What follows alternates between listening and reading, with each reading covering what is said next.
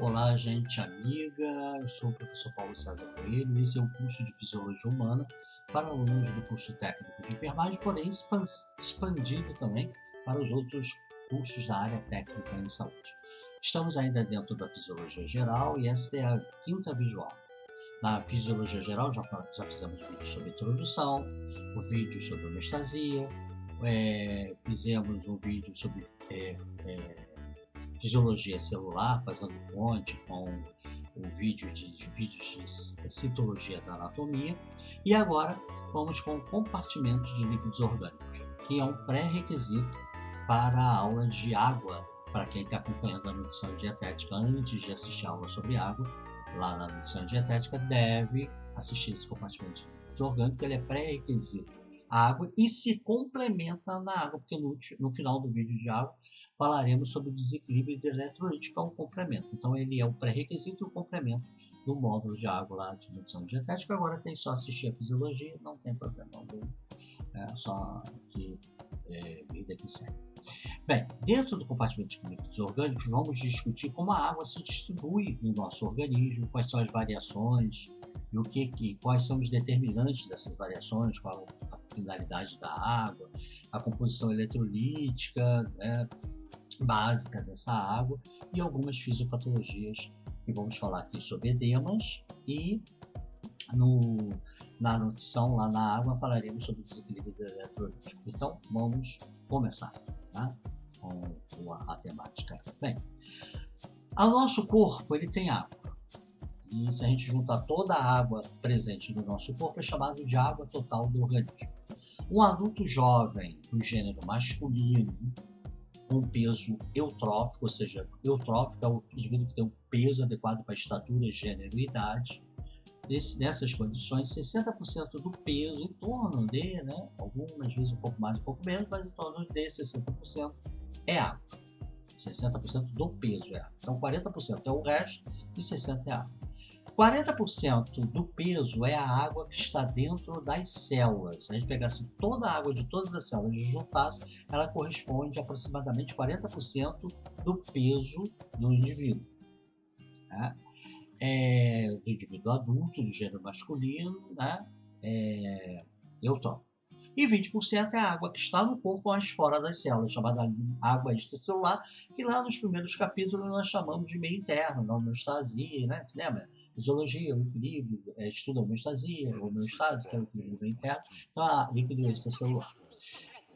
Então, 3/4 de toda a água corporal está dentro das células e 1/4 de toda a água corporal está fora da célula. Bem, essa água que está... Então, e aí nós temos dois compartimentos. O compartimento intracelular, que é o líquido que está dentro das células, e o compartimento extracelular, que é o líquido corporal que está fora das células. Esse líquido corporal que está fora das células, ele é dividido em dois meios. Então, o compartimento é intracelular e extracelular. E o compartimento extracelular é dividido em dois meios. O meio intersticial e o meio intravascular. O meio intravascular é o líquido que está dentro dos vasos sanguíneos arteriais, microcirculação e vasos venosos. E corresponde a 5% do peso do organismo, não o tecido ali dentro, mas a água. O tecido, que é o tecido sanguíneo, corresponderia a 8% do peso do indivíduo. Mas a água, num adulto jovem, do gênero masculino, eutrófico, 5% do peso dele é água do meio intravascular. Agora, o restante, 15% do peso do indivíduo adulto jovem, do gênero masculino eutrófico, 15% é a água do intestino. O que é a água do intestino? É a água que está fora da célula, que está em volta das células, que tem contato com a membrana citoplasmática, mas do lado de fora da célula. A exceção das células que estão dentro dos vasos sanguíneos, cuja membrana citoplasmática tem contato com a água do interior da célula e do exterior é a água do intravascular. Todas as demais células que não estão dentro dos vasos sanguíneos, ela tem água em contato com a camada interna, que é a água da camada interna da membrana celular, que é a água intracelular, e o que está do lado de fora é a extracelular, mais precisamente meio intersticial. Então, o líquido intersticial está encerrado dentro dos tecidos, fora dos vasos e fora das células. Então, o meio intersticial corresponde a 15% do peso de um adulto jovem do gênero masculino eutrófico. Então, temos aí 3 variáveis, né? Adulto jovem, então é uma idade. Então, significa que se ele não fosse adulto jovem, fosse mais velho, mais novo, não seria 60% do peso dele em água? Sim, correto, observação correta. E a distribuição seria 2/3, continua sendo, não importa o ponto total da água, 2/3 seria intracelular e 1/3 extracelular? Na maioria das vezes, sim, existe uma excepcionalidade, mas nós vamos discutir essa excepcionalidade daqui a pouco, mais adiante. Mas não importa, a variação se dá, na grande maioria dos casos, apenas no percentual de água corporal. O percentual, a quantidade, né, a fração de água que está dentro da célula, e fora da célula que está no intestício e no vaso, ela não varia, com raríssimas exceções, ela não varia porque variou o percentual total de água, tá? Mas há uma variação sim. Se ele fosse um homem eutrófico, mas não fosse adulto jovem, isso iria variar esse percentual de água. A outro então, é adulto jovem do gênero masculino. Então, gênero também, se fosse feminino, se fosse um adulto jovem, eutrófico, mas no gênero feminino, também teria uma alteração do percentual de água total? Sim, teria. Nós vamos ver também como é que seria essa variação. E a distribuição continuaria sendo 2/3 dentro da célula e 1/3 fora da célula, e esse fora da célula, 3/4 no intestino e 1/4 no vaso, continuaria. Aí não há exceções. Se a variação foi apenas de gênero, continuaria numa boa essa mesma distribuição, mas o percentual de água total é que vai alterar em relação ao peso. E a última variação, né, nós vimos que é adulto jovem, então idade, gênero masculino, então variação gênero. A última variante seria eutrófico, que é aquele que tem o peso adequado para a idade, estatura e gênero. Então, se ele não tem um peso adequado para a estatura, o gênero dele e a idade, o percentual dele vai mudar de água? Sim, muda. E a distribuição entre o intestício, né, a fração entre o intestício e o vaso, entre o extracelular e o intracelular. Aí também pode haver variações, né? Mas que nós vamos ver adiante. Então vamos estudar essas variações? Então, variação gênero. Se 60% de um adulto jovem do gênero masculino é constituído de água, se é uma mulher jovem, eutrófica, não é 60%, é em torno de 56%. Né? Por quê?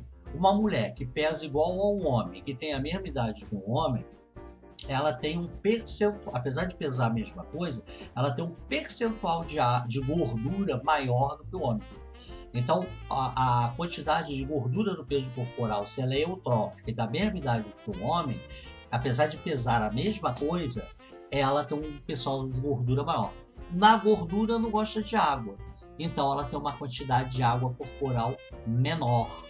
Isso faz com que as coisas sejam mais concentradas, né? As substâncias que entram no corpo humano se concentrem mais nas mulheres. Então, medicamentos que têm uma margem de segurança pequena, ou seja, a distância entre a maior dose terapêutica, a dose que cura, que trata, para a dose tóxica, que é aquela que produz efeitos adversos com doses maiores, quanto maior menor a diferença, menor o espaço entre a maior dose tóxica, entre a maior dose terapêutica e a menor tóxica, mais chance de uma mulher se intoxicar. Então, quando a gente administra medicamento para uma mulher, ou prescreve, né, quando uma mulher tem que tomar um medicamento, se ela tem uma variante de dose de X a Y, ela deve sempre, que possível, sempre que não tiver uma recomendação contrária, tomar a dose menor, porque ela se concentra mais.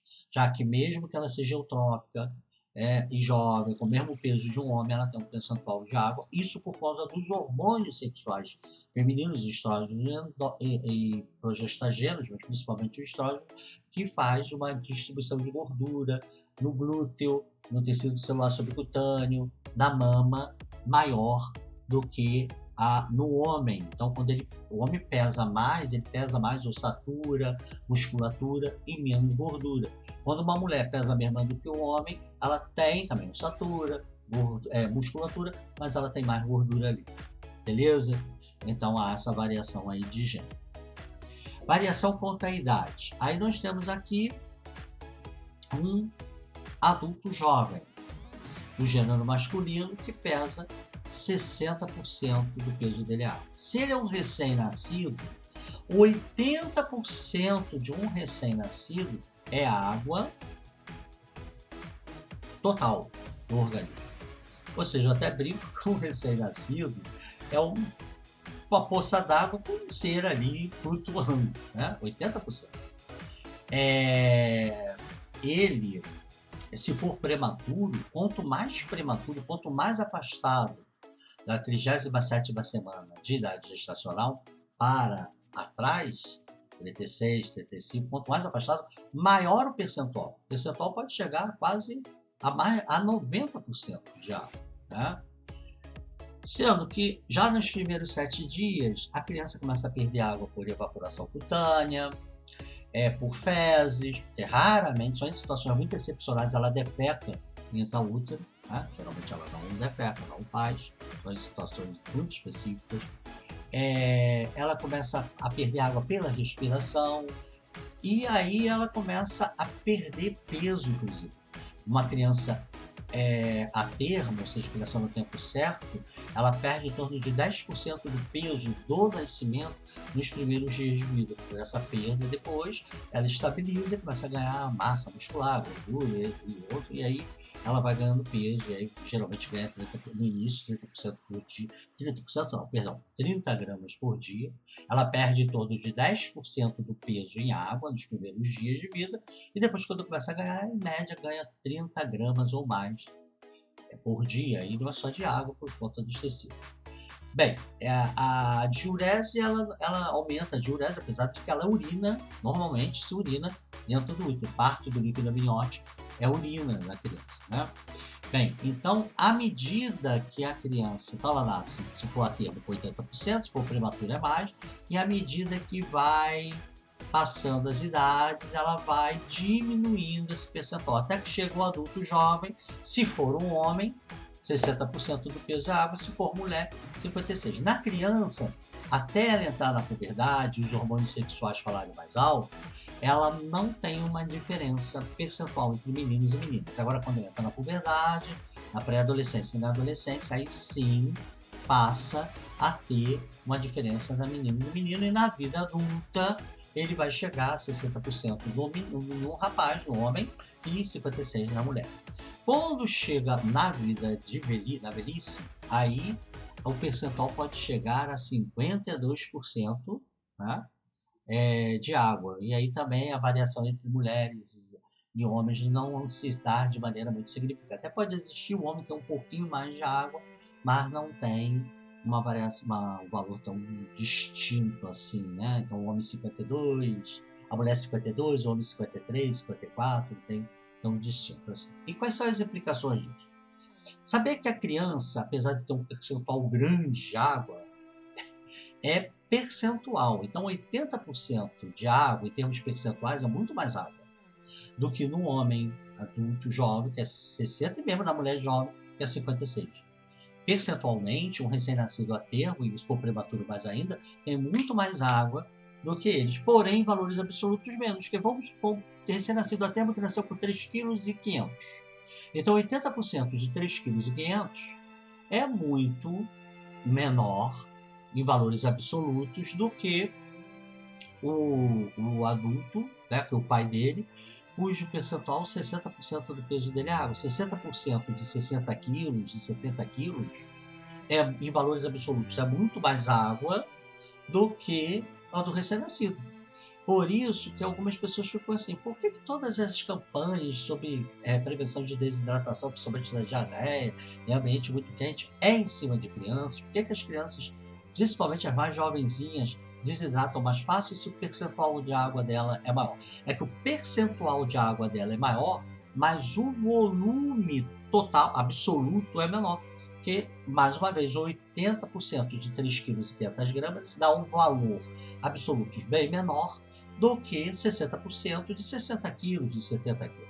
Então, se a gente colocasse essa água dentro de um pote e fosse tirando 100 ml do pote do adulto, 100 ml do pote da criança, os 100 ml da criança vai corresponder a um percentual de água perdida muito maior do que do adulto, e ela desidrata com maior facilidade. Isso tem que ficar de olho maior aí nessas crianças, principalmente mais jovenzinhas, antes daquelas situações que fazem você perder calor. E o outro é o idoso, né?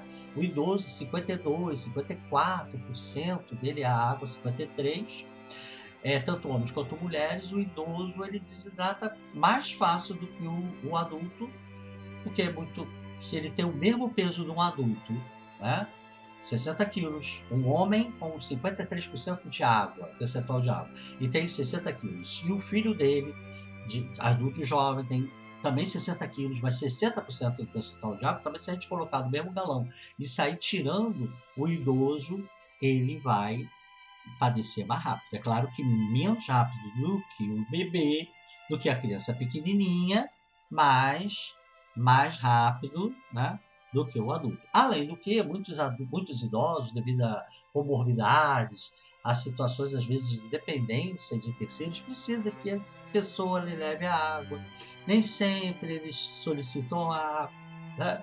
Então, o idoso, muitas das vezes, ele desidrata com uma certa facilidade. Então, depois das crianças de ter idade, os idosos são aqueles que a gente tem que se preocupar mais e estar hidratando sempre. Qualquer coisa poderá perder água, e isso vai ter consequências, como falaremos em outra ocasião. Bem, aqui há o percentual, na mulher e no homem, continua valendo, né? Apesar de ter um percentual de água total no organismo menor, 2/3 é água intracelular e 1/3 é água extracelular. Dessa água extracelular, 3/4 está no intestino e apenas 1/4 no vaso. Aqui nas variações de idade também varia o percentual, mas a distribuição é a mesma, à exceção do bebê nas primeiras semanas de vida. O bebê tem menos proteína, e a proteína, nós veremos adiante, é um elemento que retém água dentro do vaso, dificulta a saída de água do vaso para o intestino e traz ela de volta. Se você tem menos proteína, principalmente dentro do vaso, você não vai reter tanta água, então vai sair mais água do que habitual de dentro do vaso e vai voltar menos água. Por isso que os bebês, e aí à medida que os dias vão passando, a quantidade de proteína vai normalizando, e aí passadas as primeiras semanas a gente vai ter uma quantidade de proteína muito semelhante das outras faixas etárias. Mas, principalmente no bebê ao nascer, você vai ver que qualquer manipulação incha o bebê, porque ele tem o inchaço é o excesso de água no intestino, como veremos adiante. E fisiologicamente, nos primeiros dias de vida, e depois vai melhorando pouco a pouco, né, à medida que as semanas vão passando, por a gente ter menos proteína dentro dos vasos, a gente não tem a mesma 5% da nossa água corporal, nos primeiros dias de vida, não é água do vaso. A gente tem uma quantidade de água no vaso menor do que do que das outras faixas etárias, mesmo que saudável, né?